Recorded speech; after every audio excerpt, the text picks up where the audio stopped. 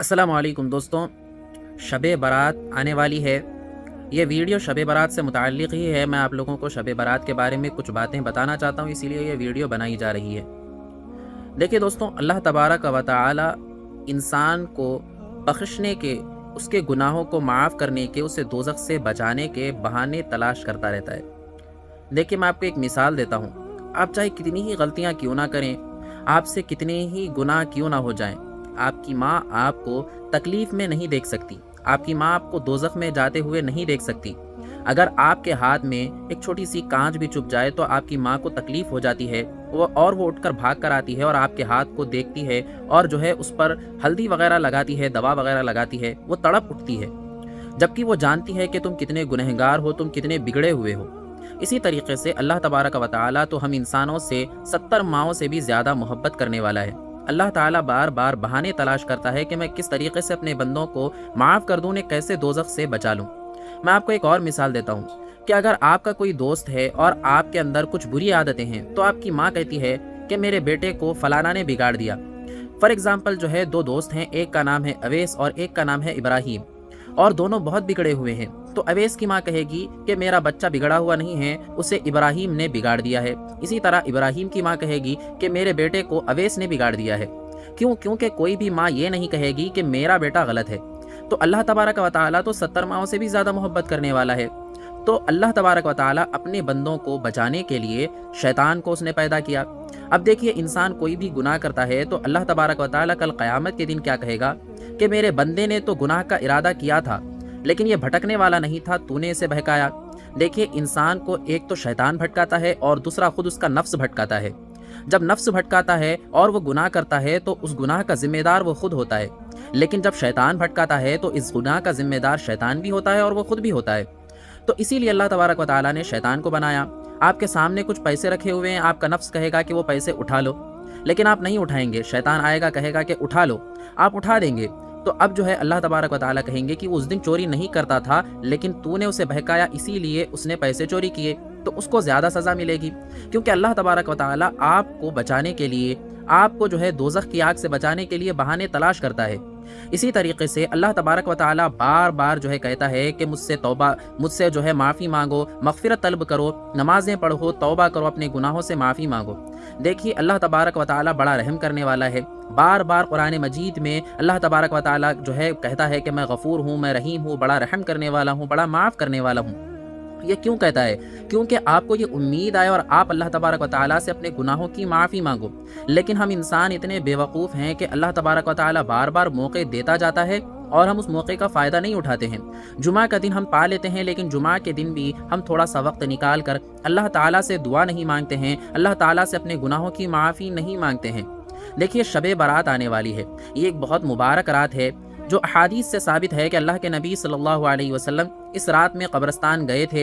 हज़रत आयशा सिद्दीक़ा रज़ी अल्लाह ताला अन्हा ने आप सल्लल्लाहु अलैहि वसल्लम को बिस्तर पर नहीं पाया, तो वो तलाश करने के लिए निकली, तो उन्होंने देखा कि वो कब्रस्तान में जो है बैठे हुए थे और जो है मग़फ़िरत की दुआ कर रहे थे। कब्रस्तान में जो लोग थे उनके लिए, मरहुमीन के लिए मग़फ़िरत की दुआ कर रहे थे।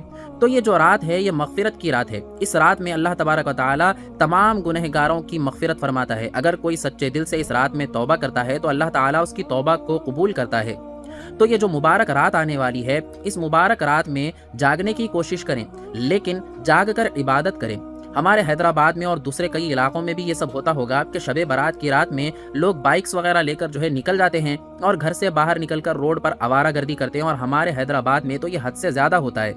तो इन चीज़ों को ना करें, बल्कि घर में बैठकर नफिल इबादतें करें। कोई ख़ास इबादत जो है शब बारात में साबित नहीं है। बहुत सारे लोग ये वीडियोस बनाते हैं कि शब बारात में ये इबादत करो, ये ख़ास इबादत करो वगैरह। ऐसी कोई ख़ास इबादत कुरान और हदीस से साबित नहीं है। शब बारात की रात में आपको जो इबादत करने में मज़ा आ रहा हो, जिसमें आप वक्त देना चाहते हो, जो इबादत आप करना चाहते हो, वो कर सकते हैं। अपनी अच्छी ज़िंदगी के लिए हाजत की नमाज़ भी पढ़ सकते हो, अपने गुनाहों के लिए तौबा की नमाज़ भी पढ़ सकते हो। खूब इबादत करो, ज़िक्र व अज़कार करो, कुरान पाक की तिलावत करो, तौबा की नमाज़ पढ़ो और अल्लाह ताला से अपने तमाम गुनाहों की माफ़ी मांगो।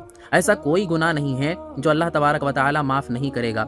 आपके गुनाह अगर आसमान के बराबर भी क्यों ना हो, अल्लाह तबारक व तआला से अगर आप सच्चे दिल से तौबा करेंगे तो अल्लाह तबारक व तआला आपकी तौबा ज़रूर कबूल फरमाएगा। اللہ تبارک و تعالیٰ تو اپنے بندوں کو گناہوں کو معاف کرنے کا، دوزخ سے بچانے کا جو ہے بہانہ ڈھونڈتا رہتا ہے، تلاش کرتا رہتا ہے، کئی موقع دیتا ہے کہ بندے جو ہے گناہوں سے توبہ کر لیں، معافی مانگ لیں، لیکن جو ہے ہم انسان ان موقع کا فائدہ نہیں اٹھاتے ہیں۔ ہم دن رات گناہ کرتے رہتے ہیں، گناہ تو انسان سے ہوتے ہی ہیں، لیکن اللہ تبارک و تعالیٰ سے جتنا ہو سکے معافی مانگتے رہیں۔ دیکھیے، اگر کوئی انسان بار بار گناہ کرتا ہے تو وہ نا امید نہ ہو کہ میں بار بار گناہ کرتا ہوں، پتہ نہیں اللہ معاف کرے گا یا نہیں کرے گا۔ آپ سے کتنی ہی گناہ کیوں نہ ہوں، آپ بار بار اللہ سے معافی مانگتے رہیں، اور خصوصاً جب اللہ تبارک و تعالیٰ موقع دے رہا ہو معافی مانگنے کا، تو اس رات میں آپ خوب فائدہ اٹھائیں اور خوب اللہ تعالیٰ سے مانگتے رہیں۔